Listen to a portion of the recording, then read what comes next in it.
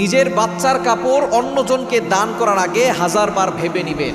আপনি তো ভালো মনে করে মানুষের উপকার হবে এটা চিন্তা করে আপনার সন্তানের কাপড়, যেটা আপনার সন্তানকে পরিয়েছিলেন, এটা কয়েকবার পরানোর পরে যখন কাপড়টা দেখা যাচ্ছে এমন একটা পর্যায়ে চলে গেছে, অথবা আপনার সন্তান বড় হয়ে গেছে, কাপড়টা আর পরতে পারছে না, আপনি সেটা অন্যজনকে দান করছেন, অন্যজনকে দিয়ে দিচ্ছেন উপকার হবে বলে, কিন্তু এটার দ্বারা কিন্তু আপনার ভয়ঙ্কর ক্ষতি হতে পারে। বর্তমানে আমাদের এই দেশে মানুষকে উপকার করা বড় ধরনের রিস্ক হয়ে দাঁড়িয়েছে। আপনি দেখা যাচ্ছে রাতের বেলা গাড়ি নিয়ে বের হয়েছেন, কেউ একজন আপনার কাছে হেল্প চাচ্ছে, আপনি তাকে হেল্প করতে গিয়ে আপনি কঠিন বড় বিপদে পড়ে যাবেন। এটাই হচ্ছে আমার সোনার বাংলাদেশ। সুতরাং আপনি আপনার সন্তানের যে কাপড় মানুষকে দিচ্ছেন, এর দ্বারা বড় ধরনের ক্ষতি হতে পারে। কিছুদিন আগে এক ছোট বাচ্চা অসুস্থতা সারে না, বারবার শুধু অসুস্থতা হয়, কোনো রোগ ধরা পড়ে না, শুধু কান্নাকাটি করে।